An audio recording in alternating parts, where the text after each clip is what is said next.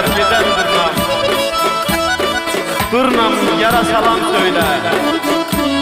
Birbirine yeten durnam yara salam söyle. Zöhrə xanımı bilmem orada təbi gəlib şeir yazırdı.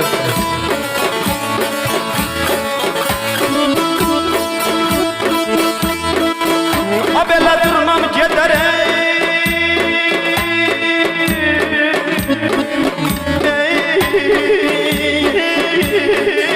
Qatarqa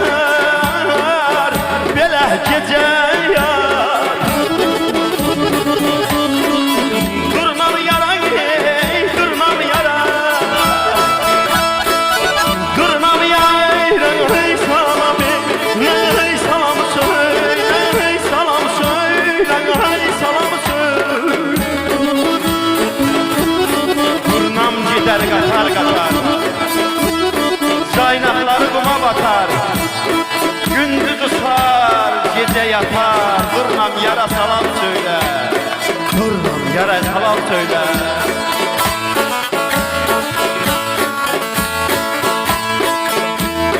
Abelaya qaşına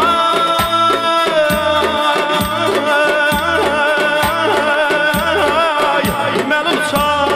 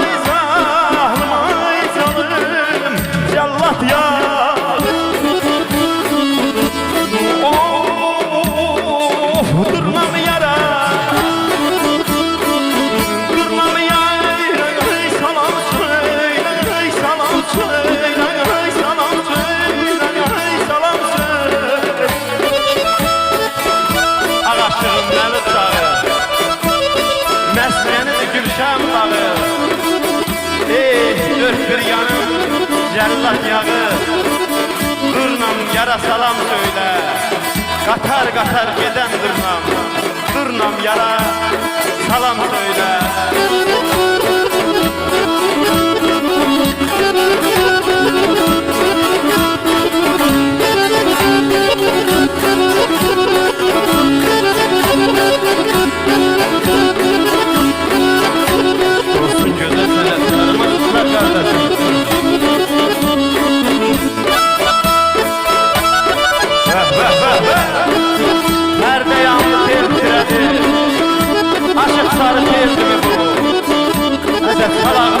Çalağlayıp teri içe değildi mi bu? Aşık sarı değildi mi bu?